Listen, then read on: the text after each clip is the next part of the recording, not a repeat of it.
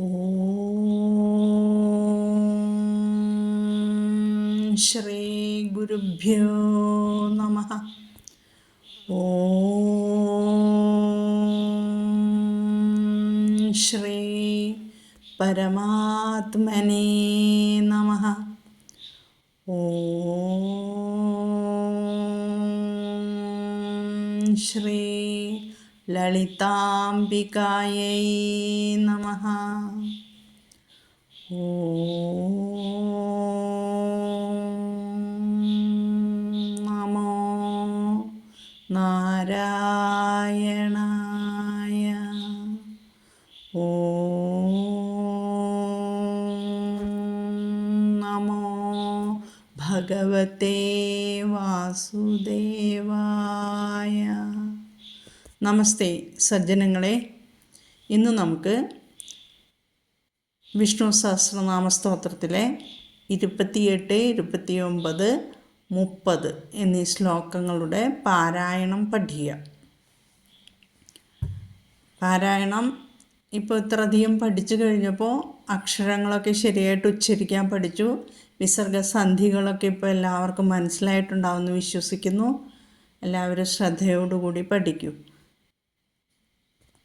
ആദ്യത്തെ ശ്ലോകം, അതായത് 28ാമത്തെ ശ്ലോകം പാരായണം ചെയ്യാം.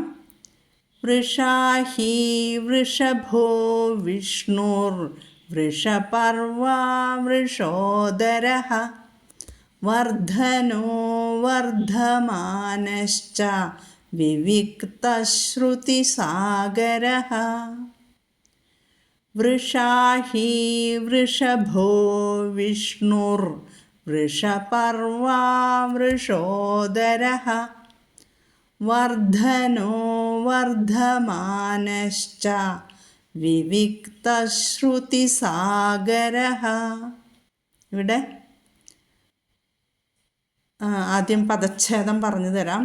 വൃഷാഹി വൃഷഭഃ വിഷ്ണുഃ വൃഷപർവാ വൃഷോദരഃ വർദ്ധനഃ വർദ്ധമാനഃ ച വിവിക്തഃ ശ്രുതിസാഗരഃ.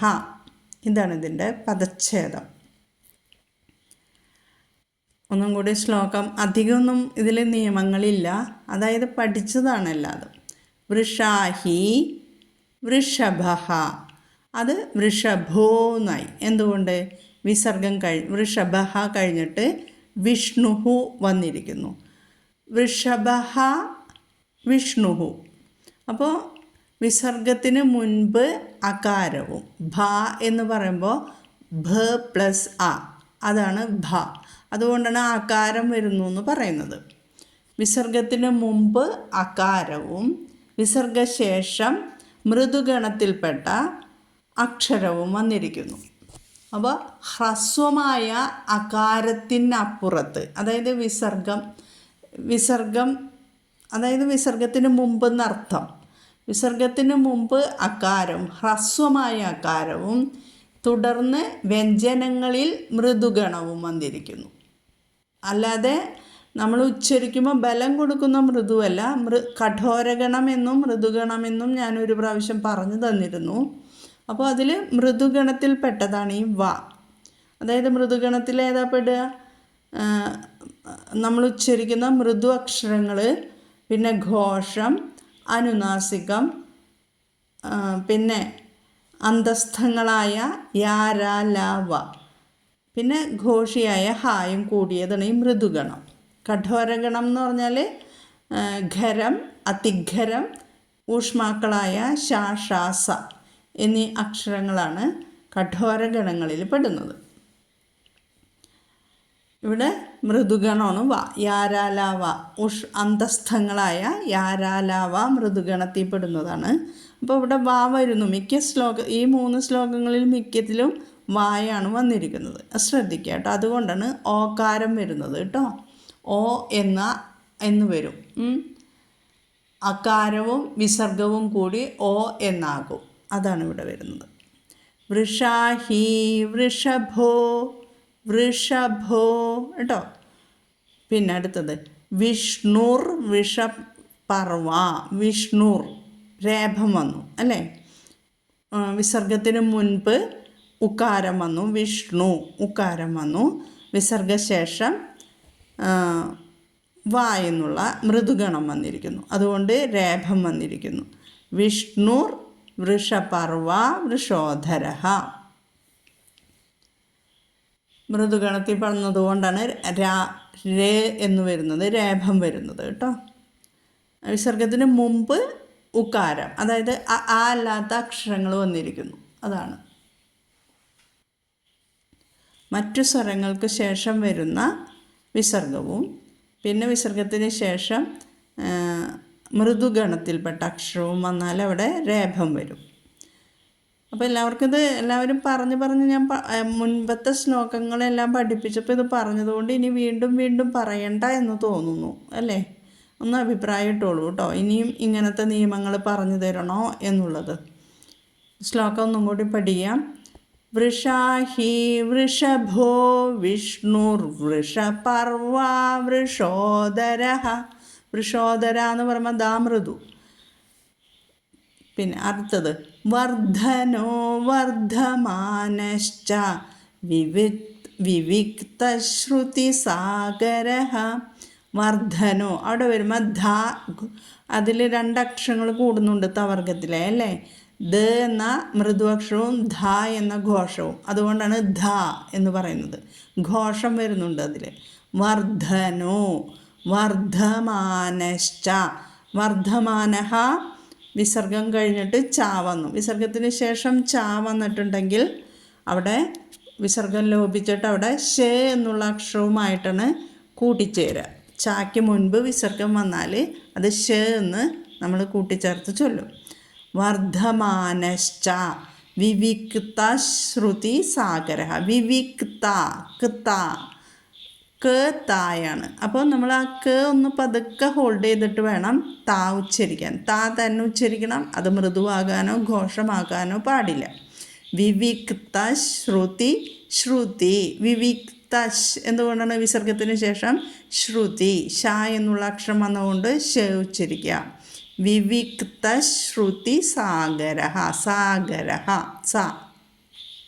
അപ്പോൾ ഒന്നും കൂടിയും ചൊല്ലിത്തരാം. വർദ്ധനോ വർദ്ധമാനശ്ച വിവിക്ത ശ്രുതി സാഗര. ഒന്നിച്ച് ചൊല്ലിത്തരാം. വൃഷാഹി വൃഷഭോ വിഷ്ണുർ വൃഷപർവ വൃഷോദര. വർദ്ധനോ വർദ്ധമാനശ്ച വിവിക്ത ശ്രുതി സാഗര. വൃഷാഹി വൃഷഭോ വിഷ്ണുർ വൃഷപർവ വൃഷോദര. വർദ്ധനോ വർദ്ധമാനശ്ച വിവിക്ത ശ്രുതി സാഗര. അടുത്ത ശ്ലോകം 29ാമത്തെ ശ്ലോകം. സുഭുജോ ദുർധരോ വാഗ്മി മഹേന്ദ്രോ വസുദോ വസുഃ.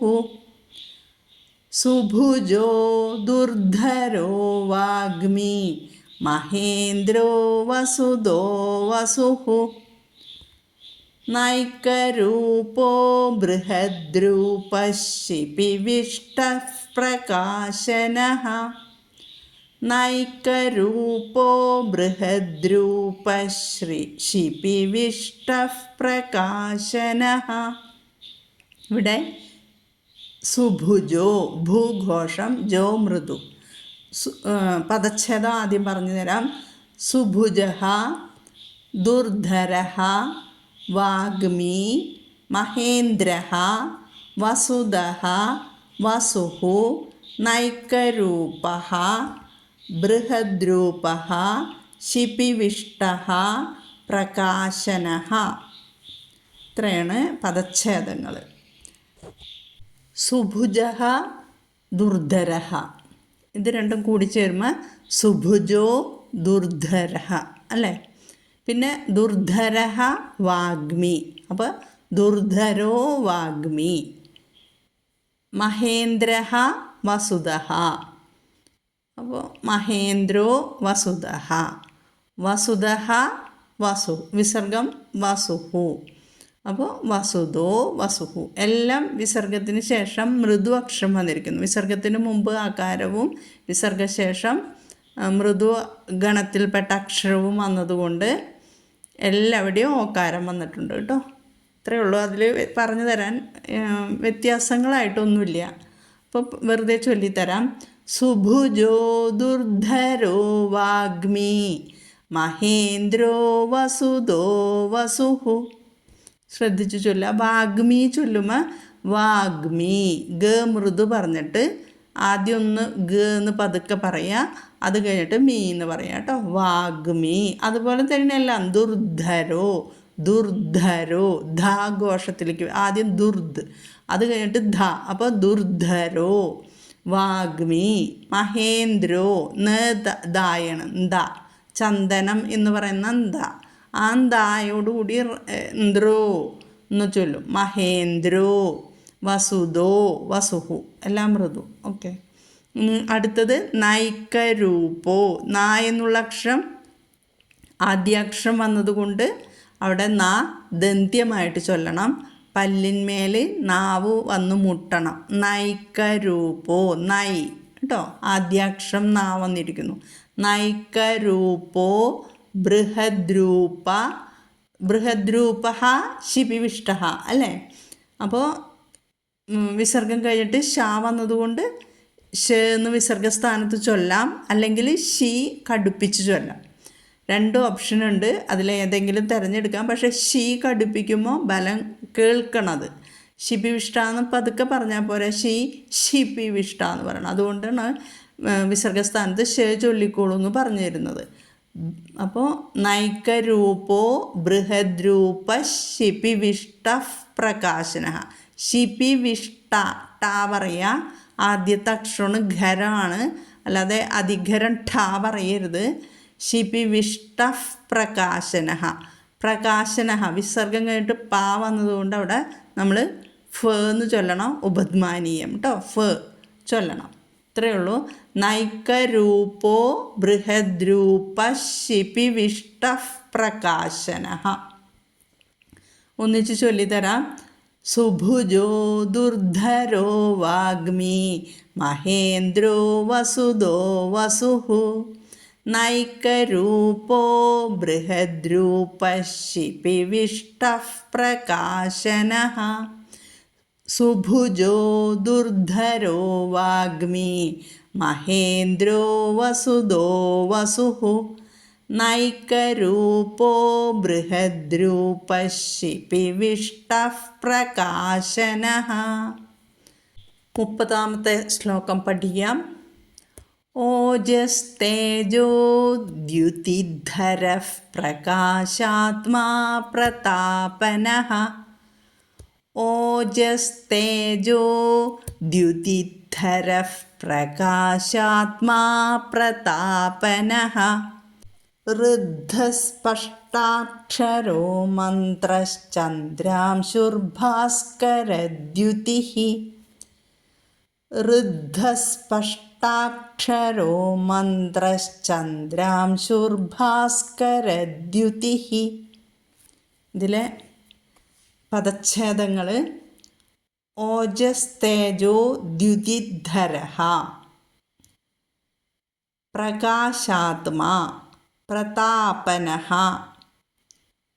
ഋദ്ധഃ, സ്പഷ്ടാക്ഷരഃ, മന്ത്രഃ, ചന്ദ്രാംശുഃ, ഭാസ്കരദ്യുതിഃ. ഇതിലും വിസർഗസന്ധികളൊന്നും അധികം പറഞ്ഞു തരാനില്ല. അക്ഷരങ്ങളൊന്നും ശരിയായിട്ട് ഉച്ചരിക്കണം എന്ന് മാത്രമേ ഉള്ളൂ കേട്ടോ. ഓജസ് തേജോ ദ്യുതിധര. അപ്പോൾ അവിടെ ഓജസ്, തേജസ്, ദ്യുതി എന്നിവയെ ധരിക്കുന്നവനാണ്. അത് ഒന്നിച്ച് തന്നെ പറയുന്നത്. ഓജസ് തേജോ ദ്യുതിധര കേട്ടോ. അപ്പോൾ അത് കഴിഞ്ഞിട്ട് വിസർഗം ദ്യുതിധരഃ. വിസർഗം കഴിഞ്ഞിട്ട് പ്രകാശാത്മാ വന്നതുകൊണ്ട്, പാ വന്നതുകൊണ്ട് വിസർഗശേഷം പാ വന്നാൽ അവിടെ നമ്മൾ വിസർഗസ്ഥാനത്ത് ഫ എന്ന് ഉച്ചരിക്കണം. ദ്യുതിധരഫ് എന്ന് പറയണം. എന്നിട്ട് പ്രകാശാത്മാ പ്രതാപനഃ. പ്രതാപനഃ. താ പറയണം, പാ പറയണം, ഖരമാണ്, ശ്രദ്ധിക്കണം. അത്രയേ ഉള്ളൂ. ഓജസ്തേജോ ദ്യുതിധരഃ പ്രകാശാത്മാ പ്രതാപനഃ. ഓജസ്തേജോ ദ്യുതിധരഃ പ്രകാശാത്മാ പ്രതാപനഃ. ഋദ്ധസ്പഷ്ടാക്ഷരോ മന്ത്രശ്ചന്ദ്രാംശുർഭാസ്കരദ്യുതിഃ. ഋദ്ധഃ സ്പഷ്ടാക്ഷരഃ. അപ്പോൾ ഋദ്ധസ് വിസർഗം കഴിഞ്ഞിട്ട് സ്പഷ്ട സ വന്നതുകൊണ്ട് നമ്മൾ വിസർഗം സ്ഥാനത്ത് ആ വിസർഗം ലോപിക്കുകയും അവിടെ സ ചൊല്ലുകയും വേണം. അപ്പോൾ ഋദ്ധസ് എന്ന് വരും. ഋദ്ധസ്പഷ്ടാക്ഷരോ മന്ത്രഃ ചന്ദ്രാംശുർ. അപ്പോൾ ചാ വിസർഗം കഴിഞ്ഞിട്ട് ചാ വന്നിരിക്കുന്നു. വിസർഗം കഴിഞ്ഞിട്ട് ചാ വന്നാൽ വിസർഗസ്ഥാനത്ത് ഷ എന്ന് ചൊല്ലണം. മന്ത്രശ് എന്ന് പറയണം. മന്ത്ര എന്ന് പറയണം കേട്ടോ. ത്ര മന്ത്ര എന്ന് പറയരുത്. മന്ത്ര ത്രായാണ്. ന കഴിഞ്ഞിട്ട് തായാണ്. അതുകൊണ്ടാണ് മന്ത്രശ്ചന്ദ്രാംശു. അവിടെ ദ്രാ മൃദുവാണ്. ദ ചന്ദ്രാംശുർ. മന്ത്രശ്ചന്ദ്രാംശുർ ഭാസ്കരദ്യുതിഃ. ഭാസ്കരദ്യുതിഃ കേട്ടോ. ഇത്രയും കാര്യങ്ങൾ ശ്രദ്ധിക്കാം. ഋദ്ധസ്പഷ്ടാക്ഷരോ മന്ത്രശ്ചന്ദ്രാംശുർഭാസ്കരദ്യുതിഃ. ഋദ്ധസ്പഷ്ടാക്ഷരോ. ഈ സ്പഷ്ടാക്ഷരം പറയുമ്പോൾ സ്പാ കൂട്ടക്ഷരമാണ്, ഷ്ടാ കൂട്ടക്ഷരമാണ്, ക്ഷാ കൂട്ടക്ഷരമാണ്. അതായത് സ പ സ്പ, ഷ ട ഷ്ട, ക ഷ ക്ഷ. അപ്പോൾ മൂന്നും കൂട്ടക്ഷരമായിട്ട് വരുന്നത് ശ്രദ്ധിക്കണം. ഋദ്ധസ്പഷ്ടാക്ഷരോ മന്ത്രശ്ചന്ദ്രാംശുർഭാസ്കരദ്യുതിഃ. ദ്യുതി തീ പറയാം. ഭാസ്കരദ്യുതി ഭാഘോഷം കേട്ടോ. ഇത്രയും കാര്യങ്ങൾ ശ്രദ്ധിക്കുക. ഒന്നും കൂടി ചൊല്ലിത്തരാം. ഓജസ്തേജോ ദ്യുതിധരഃ പ്രകാശാത്മാ പ്രതാപനഃ. ഋദ്ധസ്പഷ്ടാക്ഷരോ മന്ത്രശ്ചന്ദ്രാംശുർഭാസ്കരദ്യുതിഃ. ഇനി 3 ശ്ലോകങ്ങളും ഒന്നിച്ചു ചൊല്ലിത്തരാം. വൃഷാഹി വൃഷഭോ വിഷ്ണുർവൃഷപർവാ വൃഷോദരഃ. വർദ്ധനോ വർദ്ധമാനശ്ച വിവിക്തശ്രുതിസാഗരഃ. സുഭുജോ ദുർധരോ വാഗ്മി മഹേന്ദ്രോ വസുദോ വസുഃ. നൈകരൂപോ ബൃഹദ്രൂപഃ ശിപിവിഷ്ടഃ പ്രകാശനഃ. ഓജസ്തേജോ ദ്യുതിധരഃ പ്രകാശാത്മാ പ്രതാപനഃ. ഋദ്ധസ്പഷ്ടാക്ഷരോ മന്ത്രശ്ചന്ദ്രാംശുർഭാസ്കരദ്യുതിഃ.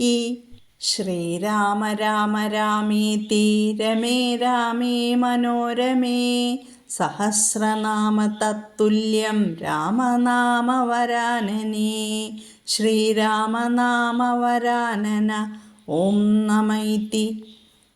ഓം ശ്രീ ഗുരുഭ്യോ നമഃ. ഹരി ഓം. ഓം തത്സത്. ഹരേ കൃഷ്ണ. എല്ലാവർക്കും ജഗദീശ്വരൻ്റെ കൃപാകടാക്ഷം ലഭിക്കുവാൻ പ്രാർത്ഥിക്കുന്നു. അക്ഷരസ്ഫുടതയോടുകൂടി അർത്ഥം മനസ്സിലാക്കി എല്ലാവരും നന്നായിട്ട് പഠിക്കുക. പ്രത്യേകിച്ച് കുട്ടികളെ പഠിപ്പിക്കണം. കാരണം ഇപ്പോൾ സ്കൂൾ തുറന്നു, സമ്മതിച്ചു, പഠിക്കാൻ ധാരാളം ഉണ്ടാകും.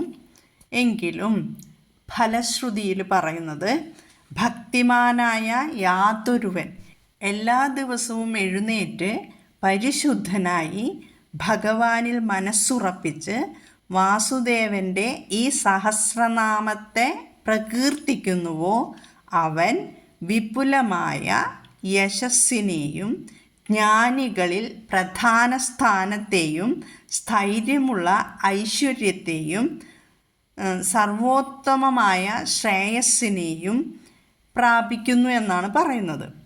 അവൻ ഒരിടത്തും ഭയത്തെ പ്രാപിക്കുന്നില്ല. വീര്യവും തേജസ്സും ഉണ്ടാകുന്നു. അവൻ രോഗമില്ലാത്തവനായും സൗന്ദര്യം, ബലം, ഗുണം, രൂപം ഇവയോട് കൂടിയവനായും ഇരിക്കും എന്നാണ് ഫലശ്രുതിയിൽ പറയുന്നത്.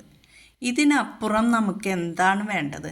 നമ്മുടെ മക്കൾ ഇങ്ങനെയൊക്കെ ആവണമെന്ന് തന്നെയല്ലേ എല്ലാവരും ആഗ്രഹിക്കുന്നത്. അതുകൊണ്ട് 25 മിനിറ്റ് വേണ്ട ഈ വിഷ്ണു സഹസ്രനാമം ചൊല്ലാനായിട്ട്. അത് എല്ലാവരും മക്കളെയും പേരക്കുട്ടികളെയും എല്ലാം പഠിപ്പിക്കുക കേട്ടോ. വിഷ്ണു സഹസ്രനാമം ഇന്നത്തെ തലമുറയ്ക്ക് മനസ്സിന് ബലമില്ലാതെയാണ് വളരുന്നത്. അതുകൊണ്ടാണ് പറയുന്നത് കുട്ടികളെ പഠിപ്പിക്കണം. എല്ലാ അമ്മമാരും പഠിപ്പിക്കുക കേട്ടോ. ജഗദീശ്വരൻ്റെ കൃപാകടാക്ഷം എല്ലാവർക്കും ലഭിക്കട്ടെ. ഓം ശ്രീ ഗുരുഭ്യോ നമഃ. ഹരി ഓം. ഓം തത്സത്ത്.